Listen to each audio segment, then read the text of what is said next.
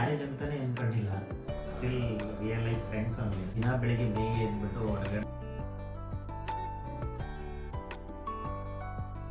Hi, ಎಲ್ರಿಗೂ ನಮಸ್ಕಾರ. ಎಲ್ಲರೂ ಹೇಗಿದ್ದೀರಾ? ಎಲ್ಲರೂ ಚೆನ್ನಾಗಿದ್ದೀರಾ ಅಂತ ಅನ್ಕೊತೀನಿ. Welcome back to my YouTube channel. Actually ಇದು ನನ್ನ ಹಳೆಯ ವ್ಲಾಗ್ನ ಕಂಟಿನ್ಯೂಷನ್ ವ್ಲಾಗ್ ಆಗಿರುತ್ತೆ. ನನ್ನ ಆ್ಯನಿವರ್ಸರಿ ಡ್ರೆಸ್ ಬಂದು ಸವಾನಾದಲ್ಲಿ ನಾನು ಪರ್ಚೇಸ್ ಮಾಡಿದ್ದು. ಲಿಂಕ್ ಬೇಕಿದ್ರೆ ಡಿಸ್ಕ್ರಿಪ್ಷನಲ್ಲಿ ಕೊಟ್ಟಿರ್ತೀನಿ, ಚೆಕ್ ಮಾಡಿ. ನಾವು ಡ್ರೆಸ್ ಎಲ್ಲ ಚೇಂಜ್ ಮಾಡಿಕೊಂಡು ಫೋಟೋ ವಿಡಿಯೋಸ್ ಯಾವ ಕಡೆಯಿಂದ ಮಾಡಿದ್ರೆ ಚೆನ್ನಾಗಿ ಬರುತ್ತೆ ಅಂತ ಹೇಳಿ ಚೆಕ್ ಮಾಡ್ಕೊತಾ ಇದ್ವಿ. ಅಲ್ಲಿ ಪ್ರಾಪರ್ ಲೈಟ್ ಇರಲಿಲ್ಲ, ಲೈಟ್ಸ್ ಎಲ್ಲ ಆಫ್ ಮಾಡಿಬಿಟ್ಟಿದ್ರು 12 o'clockಗೆ. ಜೊತೆಗೆ ಟ್ರೈಪೋಡ್ ಕೂಡ ಯಾಕೋ ನಮಗೆ ಕರೆಕ್ಟಾಗಿ ಸಪೋರ್ಟ್ ಮಾಡಲಿಲ್ಲ, ವಿಡಿಯೋ ಮಾಡ್ಕೊಡೋಕ್ಕೂ ಯಾರೂ ಇರಲಿಲ್ಲ. ಹಾಗಾಗಿ ಎಲ್ಲಿಂದ ಮಾಡಿದ್ರೆ ಚೆನ್ನಾಗಿ ಬರುತ್ತೆ ಅಂತ ಹೇಳಿ ತುಂಬ ಸರಿ ಟ್ರಯಲ್ ಮಾಡಿದ್ದೀವಿ. ಎಲ್ಲ ಕಡೆ ಫೋನ್ ಪ್ಲೇಸ್ ಮಾಡು ಟ್ರೈಪೋಡಲ್ಲಿ ಎಲ್ಲ ಕಡೆಯಿಂದನೂ ಆಲ್ಮೋಸ್ಟ್ ಟ್ರೈ ಮಾಡಿದ್ವಿ. ಫೈನಲಿ ಒಂದು ಜಾಗ ಫಿಕ್ಸ್ ಮಾಡಿ ನಾವೇ ಟೇಬಲ್ ಎಲ್ಲ ಡೆಕೋರ್ ಮಾಡ್ಕೊಳ್ಳೋದಕ್ಕೆ ಸ್ಟಾರ್ಟ್ ಮಾಡಿದ್ವಿ. ಕೇಕ್ ನಾನು ಇಲ್ಲಿಂದ ಕ್ಯಾರಿ ಮಾಡಿದ್ನಲ್ಲ, ಏನಾದರೂ ಹಾಳಾಗಿರತ್ತಾ ಅನ್ನೋ ಟೆನ್ಷನ್ ಇತ್ತು. ಬಟ್ ಏನೂ ಆಗಿರಲಿಲ್ಲ, ಕೇಕ್ ತುಂಬಾ ಚೆನ್ನಾಗಿತ್ತು. ನನಗೆ ಕ್ರಿಶ್ ಬರ್ಡೇ ಆಗಲಿ, ರಾಜು ಬರ್ಡೇ ಆಗಲಿ ಅಥವಾ ನಮ್ಮ ಆ್ಯನಿವರ್ಸರಿ ಆಗಲಿ ನನಗೆ ತುಂಬಾ ಸ್ಪೆಷಲ್ ಡೇ. ನಾನು ಮನೇಲೇ ಸೆಲೆಬ್ರೇಟ್ ಮಾಡಿದ್ರು ಕೂಡ ನನಗೆ ಇದೆಲ್ಲ ನಾನೇ ಡೆಕೋರ್ ಮಾಡಿ ನನಗೆ ಸೆಲೆಬ್ರೇಟ್ ಮಾಡೋದಂದರೆ ಬಹಳನೇ ಇಷ್ಟ. ಹಾಗಾಗಿ ಇಲ್ಲೇನೂ ಬೇಜಾರಾಗಿಲ್ಲ. ಇಲ್ಲಿ ಬಂದರೂ ನಾನೇ ಮಾಡ್ಕೊತಿದ್ದೀನಿ ಅನ್ನೋ ಖುಷಿನಲ್ಲೇ ಮಾಡ್ತಾಯಿದ್ದೆ. ಒಂದೇನಂದರೆ ಯಾರಾದರೂ ವಿಡಿಯೋ ಮಾಡ್ಕೊಡೋಕೆ ಸಿಗ್ತಾರಾ ಅಂತ ಹೇಳಿ ಹುಡುಕ್ತಾ ಇದ್ದೆ. ಹಾಗಾಗಿ ಯಾವುದಾದ್ರೂ ಸೌಂಡ್ ಬಂದರೆ ನೋಡ್ತಿದ್ದೆ, ಯಾರಾದರೂ ಬಂದ್ರಾ, ಹೆಲ್ಪ್ ಮಾಡ್ತಾರಾ ಅಂತ ನೋಡ್ತಾ ಇದ್ವಿ. ಕೇಕ್ ಏನೂ ಹಾಳಾಗಿರಲಿಲ್ಲ. ಕೇಕ್ ಹೇಗೆ ಕೊಟ್ಟಿದ್ರು ಹಾಗೇನೇ ಇತ್ತು, ಚೆನ್ನಾಗಿತ್ತು ಕೇಕ್. ಸೇಫಾಗಿ ಬಂದಿದೆ, ಇಲ್ಲಿ ಹಾಳು ಮಾಡಬೇಡ. ಆನಿವರ್ಸರಿ ಕೇಕ್ ಇರಿ. ಕ್ರಿಶ್ ಅವ್ರ ಅಪ್ಪಂಗೆ ಹೇಳ್ತಾ ಇದ್ದಾನೆ ರೋಸಸ್ ಅಮ್ಮನಿಗೆ ಹೀಗೆ ಕೊಡಬೇಕು ಅಂತ ಹೇಳ್ಕೊಡ್ತಾ ಇದ್ದ ಕ್ರಿಶ್. ಏನು ಕೊಡಬೇಕು?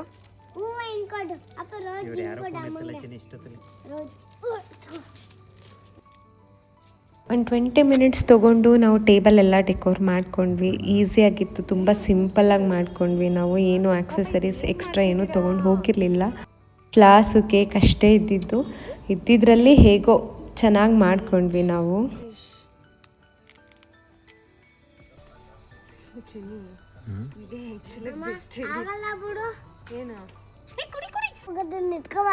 ಕರೆಕ್ಟಾಗಿ ನಮ್ಮ ಕೇಕ್ ಕಟ್ಟಿಂಗ್ ಟೈಮ್ಗೆ ಒಬ್ಬರು ಅಲ್ಲಿ ಅವ್ರ ಪಾರ್ಟಿ ಮುಗಿಸ್ಕೊಂಡು ಬಂದರು. ಅವರೇ ಕೇಳಿದರು ವಿಡಿಯೋ ಮಾಡಿಕೊಡ್ಲಾ, ಫೋಟೋಸ್ ತೆಕ್ಕೊಡ್ಲಾ ಅಂತ. ಖುಷಿ ಆಯಿತು. ನಾನು ಅಲ್ಲಿವರೆಗೂ ಟ್ರೈಪೋರ್ಡು ಕರೆಕ್ಟಾಗಿ ಸಪೋರ್ಟ್ ಆಗ್ತಾ ಇರಲಿಲ್ಲ, ಯೋಚನೆ ಮಾಡ್ತಾಯಿದ್ದೆ. ಖುಷಿ ಆಯಿತು ಅವ್ರು ಬಂದಿದ್ದು ನೋಡಿ. ಕರೆಕ್ಟಾಗಿ ನಮ್ಮ ಕೇಕ್ ಕಟ್ಟಿಂಗ್ ಟೈಮ್ಗೆ ಬಂದು ನಮಗೆ ವೀಡಿಯೋಸು ಜೊತೆಗೆ ಸ್ವಲ್ಪ ಫೋಟೋಸ್ ಎಲ್ಲ ತೆಕ್ಕೊಟ್ರು.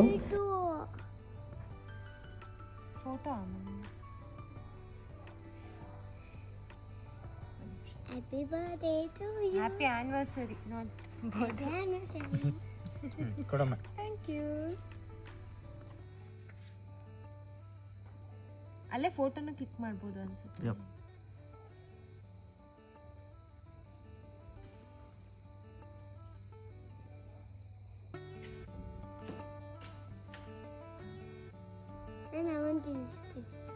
Thank you. Happy anniversary. Thank you. Happy anniversary.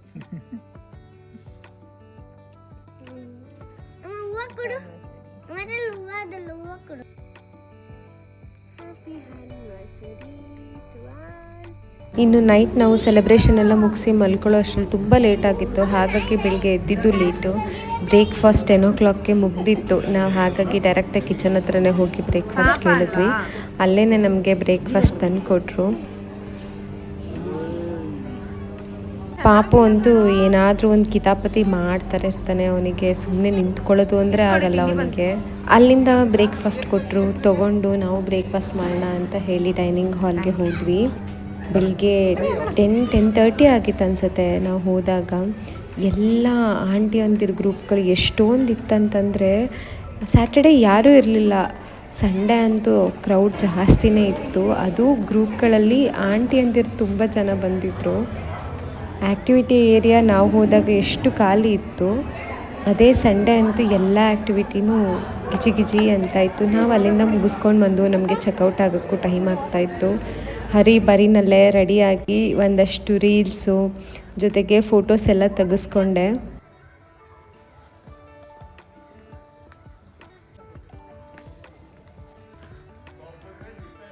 ಇದೆಲ್ಲ ಇನ್ಸ್ಟಾಗ್ರಾಮ್ಗೆ ರೀಲ್ಸ್ ಮಾಡೋಣ ಅಂತ ಹೇಳಿ ಒಂದಷ್ಟು ವೀಡಿಯೋ ಮಾಡ್ಕೊಂಡಿದ್ದು. ಕ್ರಿಶ್ ಜೊತೆ ವೀಡಿಯೋ ಮಾಡೋದು ಆ್ಯಕ್ಚುಲಾಗಿ ಬಹಳ ಕಷ್ಟ, ಅವ್ನ ಕೈಗೆ ಸಿಗಲ್ಲ. ನೀವೇನಾದರೂ ಮಾಡ್ಕೊಳ್ಳಿ, ನಾನು ಹೋಗಿ ಆಟ ಆಡ್ತೀನಿ ಅಂತ ಅವ್ನ ಪಾಡ್ಗೆ ಅವ್ನು ಆಟ ಆಡ್ತಾ ಇರ್ತಾನೆ. ನಾನು ರಾಜು ಜೊತೆಗೆ ಒಂದಷ್ಟು ಫೋಟೋಸು ಜೊತೆಗೆ ರೀಲ್ಸ್ ಮಾಡೋಕ್ಕೆ ಅಂತ ಹೇಳಿ ವೀಡಿಯೋಸ್ ಮಾಡ್ಕೊಂಡ್ವಿ. ರಾಜು ಪಾಪ ಸಪೋರ್ಟಿವ್ ಆಗಿ ಏನು ಕೇಳ್ತೀನಿ ಏನು ಇರಿಟೇಟ್ ಮಾಡ್ಕೊಳ್ದೆ ನನಗೆಲ್ಲ ಫೋಟೋಸ್ ವೀಡಿಯೋಸ್ ಎಲ್ಲ ತೆಕ್ಕೊಟ್ರು. ಇವ್ನು ನೋಡಿ, ಇವನಿಗೆ ಸಂಬಂಧನೇ ಇಲ್ಲ ನಾವು ಅನ್ನೋ ಥರ ಅವ್ನ ಪಾಡಿಗೆ ಅವ್ನು ಹೋಗಿ ಸೈಡಲ್ಲಿ ಆಟ ಆಡ್ತಾ ಇದ್ದ. ಅವನ್ನ ಕರ್ಕೊಂಬರೋದೇ ನಮಗೊಂದು ದೊಡ್ಡ ಸರ್ಕಸ್ ಆಯಿತು. ಸೊ ಬೆಳಗ್ಗೆ ಎಲ್ಲೇನೂ ನಾವು ಜಾಸ್ತಿ ಇವತ್ತು ಇರಲಿಲ್ಲ. ತಿಂಡಿ ಮುಗಿಸ್ಕೊಂಡು ಬಂದು ರೆಡಿಯಾಗಿ ಫೋಟೋಸ್ ಜೊತೆಗೆ ವೀಡಿಯೋಸ್ ಎಲ್ಲ ಮಾಡಿಕೊಂಡು ನಾವು ಇಲ್ಲಿಂದ ಹೊರಟ್ವಿ.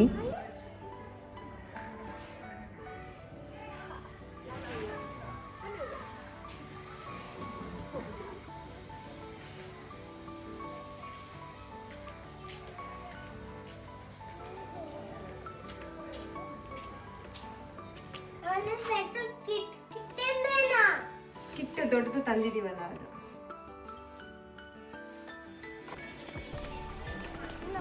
ನಡಿ.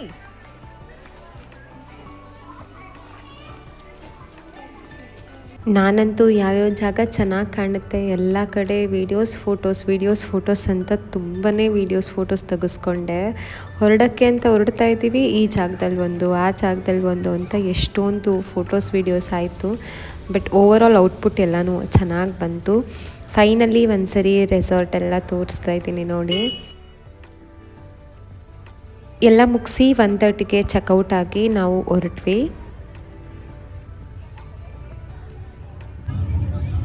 ನೀರು ತಗೊಬಂದಲ್ಲ. ನಾವು ರೆಸಾರ್ಟಿಂದ ಡೈರೆಕ್ಟಾಗಿ ದೇವಸ್ಥಾನಕ್ಕೆ ಹೋಗೋಣ ಅಂತ ಹೇಳಿ ಪ್ಲ್ಯಾನ್ ಮಾಡಿದ್ವಿ. ಆನ್ ದಿ ವೇನೇ ನಮಗೆ ಸಾಯಿಬಾಬಾ ಟೆಂಪಲ್ ಸಿಗುತ್ತೆ, ಮದ್ದೂರು ಹೈವೇನಲ್ಲಿದೆ. ಸಾಯಿಬಾಬಾ ದೇವಸ್ಥಾನಕ್ಕೆ ಹೋಗಿ ಅಲ್ಲಿಂದ ಮನೆಗೆ ಹೋಗೋಣ ಅಂತ ಹೇಳಿ ಪ್ಲ್ಯಾನ್ ಮಾಡಿದ್ವಿ. ಜನ ಯಾರೂ ಜಾಸ್ತಿ ಇರಲಿಲ್ಲ, ದರ್ಶನ ಎಲ್ಲ ಆರಾಮಾಗಿ ಚೆನ್ನಾಗಾಯಿತು. ನಾವು ಈ ದೇವಸ್ಥಾನಕ್ಕೆ ಅವಾಗ ಬರ್ತಾ ಇರ್ತೀವಿ. ತುಂಬ ಪೀಸ್ಫುಲ್ಲಾಗಿ ತುಂಬಾ ಚೆನ್ನಾಗಿದೆ ದೇವಸ್ಥಾನ. ಇದು ನಮ್ಮ 5th ಇಯರ್ ಆ್ಯನಿವರ್ಸರಿ. ನಮ್ಮ ಈ 5 years ಮ್ಯಾರಿಡ್ ಲೈಫ್ ಇಷ್ಟು ಬ್ಯೂಟಿಫುಲ್ಲಾಗಿ ಸ್ಟ್ರಾಂಗಾಗಿ ಇರೋಕ್ಕೆ ರೀಸನ್ಸ್ ಬಹಳನೇ ಇದೆ. ನನ್ನ ಎಕ್ಸ್ಪೀರಿಯನ್ಸಲ್ಲಿ ಹೇಳಬೇಕು ಅಂತಂದರೆ, ಹೇಗಿದ್ರೆ ನಮ್ಮ ರಿಲೇಷನ್ಶಿಪ್ನ ಸ್ಟ್ರಾಂಗಾಗಿ ಇಟ್ಕೊಬೋದು ಅಂತ ಹೇಳ್ತೀನಿ. Marriage is biggest part of our life. ನಾವು ಅಪ್ಪ ಅಮ್ಮನ ಜೊತೆ ಮ್ಯಾಕ್ಸಿಮಮ್ 25-28 ವರ್ಷ ಇರ್ತೀವಿ.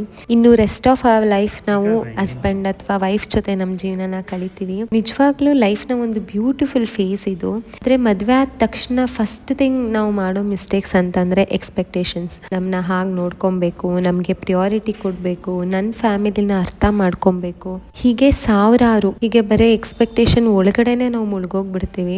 ಎಕ್ಸ್ಪೆಕ್ಟ್ ಮಾಡೋದು ತಪ್ಪಲ್ಲ. ನಾವು ಏನು ಎಕ್ಸ್ಪೆಕ್ಟ್ ಮಾಡ್ತಿದ್ದೀವೋ ಪಾರ್ಟ್ನರಿಂದ ಫಸ್ಟ್ ನಾವು ಹಾಗೆ ಇರಬೇಕು, ಅವ್ರನ್ನ ಅರ್ಥ ಮಾಡ್ಕೊಬೇಕು, ಫ್ಯಾಮಿಲಿಗೆ ಅಡ್ಜಸ್ಟ್ ಆಗಬೇಕು. ಯಾವುದು ಒನ್ ಡೇನಲ್ಲಿ ಆಗೋದಿಲ್ಲ. ಇಬ್ಬರು ಬೇರೆ ಬೇರೆ ಫ್ಯಾಮಿಲಿ, ಎನ್ವೈರ್ನಮೆಂಟ್, ಬೆಳೆದಿರೋ ರೀತಿ ಎಲ್ಲ ಬದಲಿರುತ್ತೆ. ಟೈಮ್ ತಗೊಂಡು ಪೇಷನ್ಸಿಂದ ಅರ್ಥ ಮಾಡ್ಕೊಬೇಕು. ಮೇಡ್ ಫಾರ್ ಈಚ್ ಅದರ್ ಅಂತ ಯಾರು ಇರೋದಿಲ್ಲ.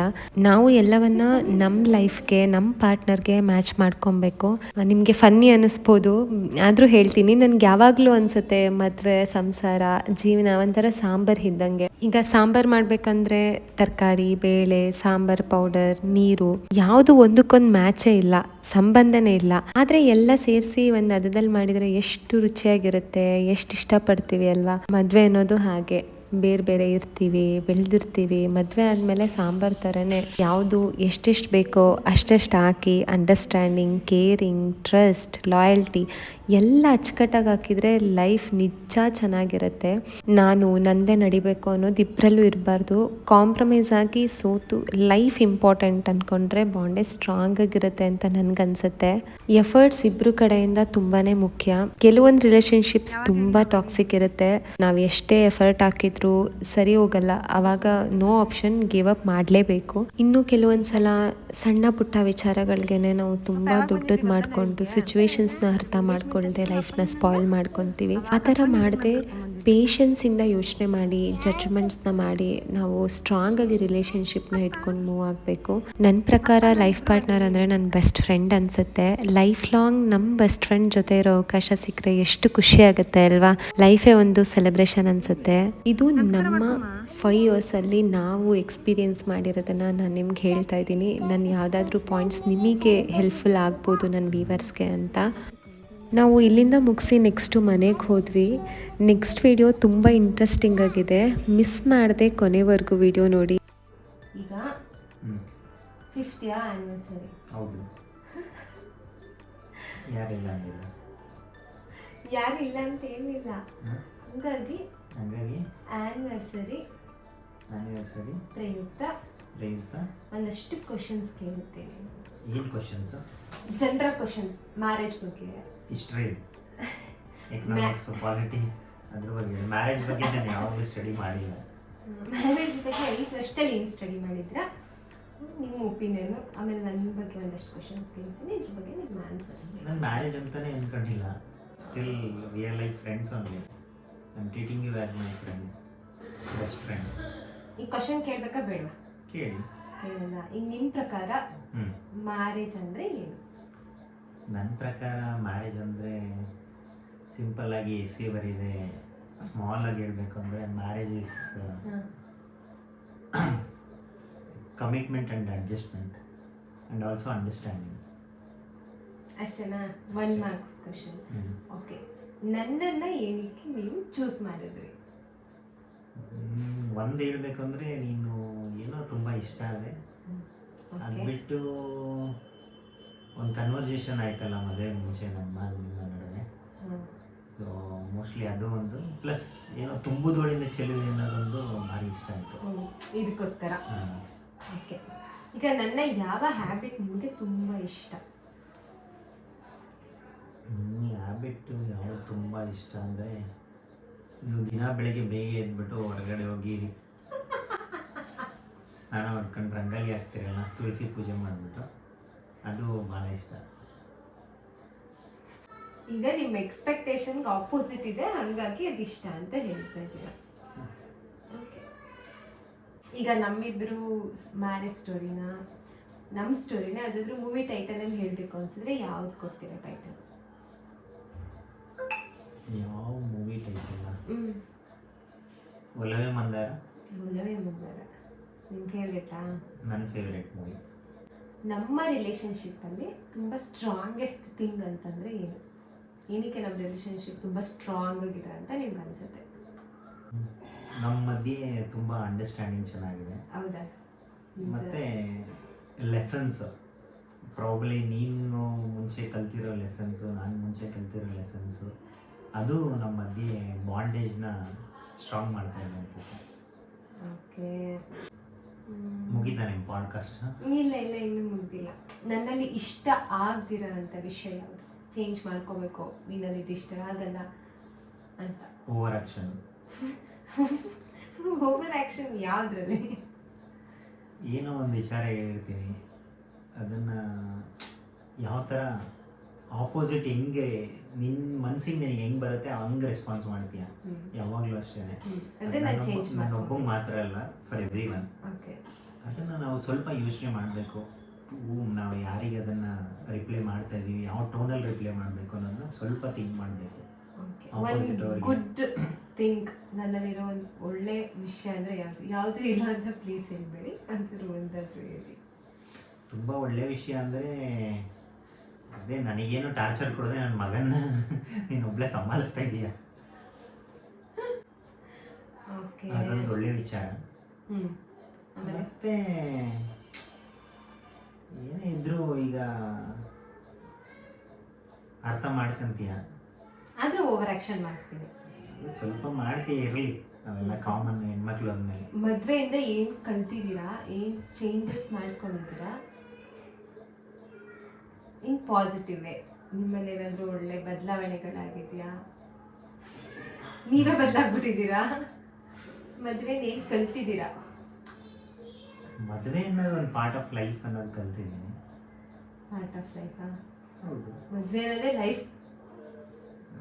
ಅದೇ ಪಾರ್ಟ್ ಆಫ್ ಲೈಫ್ ಅಂತ ಅನ್ಕೊಂಡಿದ್ದೆ ಅಲ್ಲಿ ತನಕ. ಅದಾದ್ಮೇಲೆ ಮದುವೆನೇ ಲೈಫ್ ಆಗೋಗಿದೆ ಈಗ ಅಷ್ಟೇ. ಓಕೆ, ನೆಕ್ಸ್ಟ್ ಆಮೇಲೆ ಮದುವೆ ನೀವೇನೇನು ಕಲ್ತಿದ್ದೀರಾ?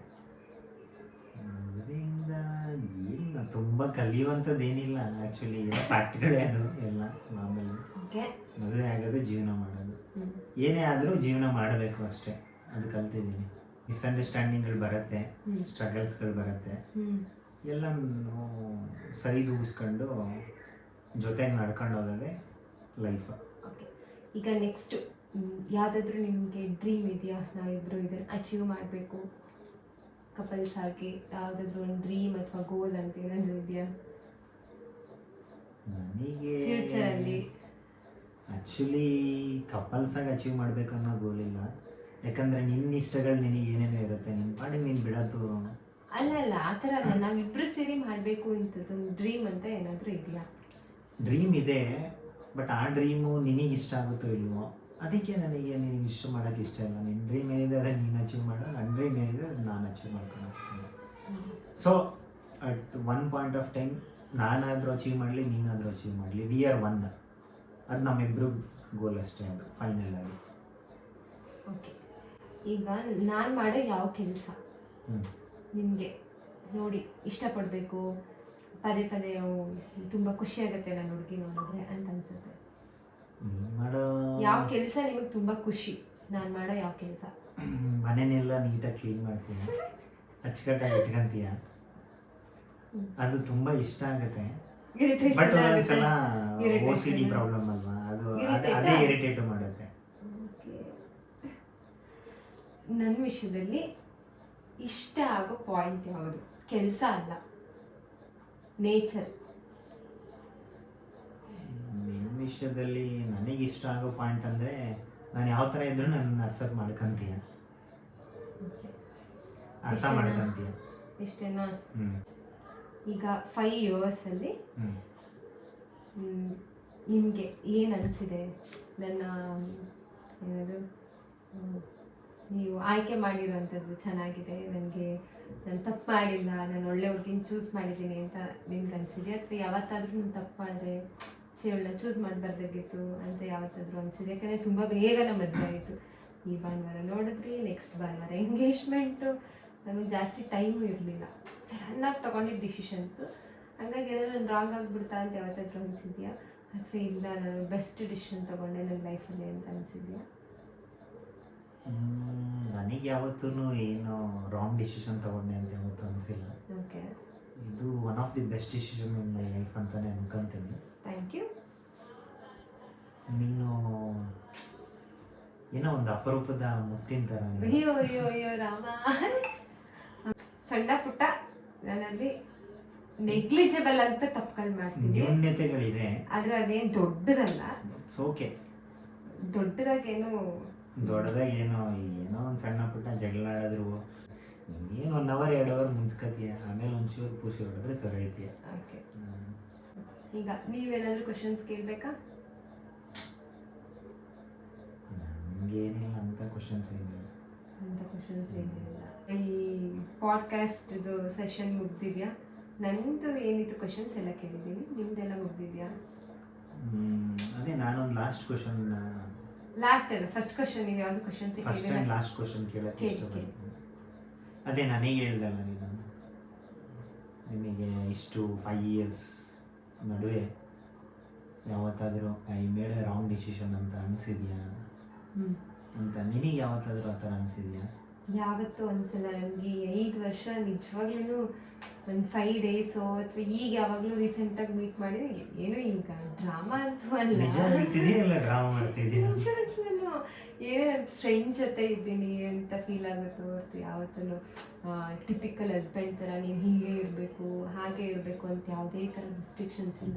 ನನ್ನ ಇಮ್ಯಾಜಿನೇಷನಲ್ಲಿ ನನಗೆ ಹೇಗಿರಬೇಕು ನನ್ನ ಹಸ್ಬೆಂಡ್ ಮೆಟೀರಿಯಲ್ ಅಂತ ಇತ್ತು, ಹಾಗೆ ಇದೆ. ಈ ಟಿಪಿಕಲ್ ಆಗಿ ನೀನು ಹಿಂಗೆ ಇರಬೇಕು, ನಾನು ಹೇಳಿದ್ದೇ ಕೇಳಬೇಕು ಇಲ್ಲ. ಯಾವ ಗಂಡಂದಿರು ಆಲ್ಮೋಸ್ಟ್ 100 ಔಟ್ ಆಫ್ 100 50% ಹೀಗಿರಲ್ಲ. ನನ್ನ ಏನೇನು ಕನ್ಸ್ಕೊಂಡಿದ್ದೆ ಅದನ್ನು ಫುಲ್ಫಿಲ್ ಮಾಡೋಕ್ಕೆ ಟ್ರೈ ಮಾಡ್ತೀರ, ಅದಕ್ಕಿಂತ ದೊಡ್ಡದು ಇನ್ನೊಂದು ಇಲ್ಲ. ಆ ಥರ ಹುಡುಕಿ ತೆಗೆದ್ರೂ ಸಿಗ್ತಿರ್ಲಿಲ್ಲ ನನಗೆ. ನಾನು ಅರ್ಜೆಂಟಾಗಿ ಡಿಸಿಷನ್ ಮಾಡಿದ್ರು ಬೆಸ್ಟ್ ಡಿಸಿಷನ್ ಮಾಡಿದ್ದೀನಿ ಅಂತ ಅನ್ಸುತ್ತೆ. ಬಟ್ 5 ವರ್ಷ ಅದು ಹೆಂಗೆ ಕಳೀತು ಅಂತಲೂ ಗೊತ್ತಿಲ್ಲ, 5 ವರ್ಷ ಆಗೋಯ್ತಾ ಅಂತಲೂ ಅನ್ಸಲ್ಲ ನನಗೆ.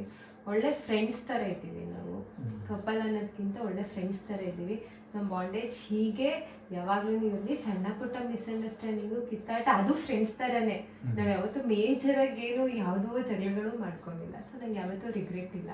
ನನ್ನ ಆಯ್ಕೆ ತುಂಬ ಚೆನ್ನಾಗಿದೆ. ಬೆಸ್ಟ್ ಪರ್ಸನ್ನ ನನ್ನ ಲೈಫಲ್ಲಿ ನನ್ನ ಲೈಫ್ ಪಾರ್ಟ್ನರ್ ಆಗಿ ನಾನು ಚೂಸ್ ಮಾಡಿದ್ದೀನಿ. ಈಗ ಇದರಲ್ಲೇ ಅರ್ಥ ಆಗುತ್ತೆ ನೀನೇನು ನನಗೆ ಕ್ವಶನ್ ಕೇಳಿದಲ್ಲ, ನಾನೇನು ನಿನಗೆ ಆನ್ಸರ್ ಮಾಡೋದ್ನಲ್ಲ, ಎಲ್ಲದಕ್ಕಿಂತ ಹೆಚ್ಚಾಗಿ ನೀನೇ ಆ ಎಲ್ಲ ಕ್ವಶನ್ಸ್ಗೆ ಈಗ ಆನ್ಸರ್ ಮಾಡಿ. Still you have to learn a lot. Okay, thank you. ನಾನು ಕಲ್ತ್ಕೊತೀನಿ. ಈಗ ನನ್ನ ಮಿಸ್ಟೇಕ್ಸ್ ಏನಿದೆ ಅದು ಸರಿ ಮಾಡ್ಕೊತೀನಿ.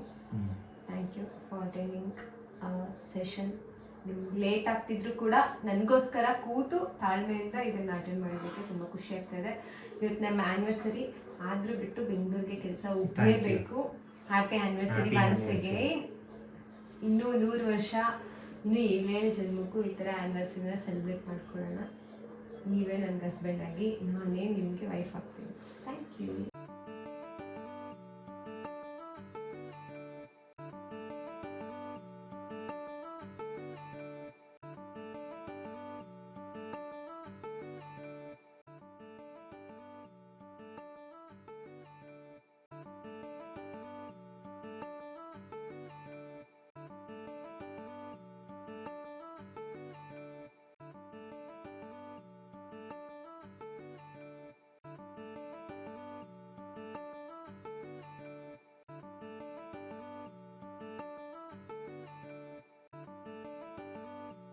ಓಕೆ, ಇವತ್ತು ವ್ಲಾಗ್ನ ಎಂಡ್ ಮಾಡ್ತಾ ಇದ್ದೀನಿ. ನಮ್ಮ ಆ್ಯನಿವರ್ಸರಿ ಡೇ ಹೀಗಿತ್ತು.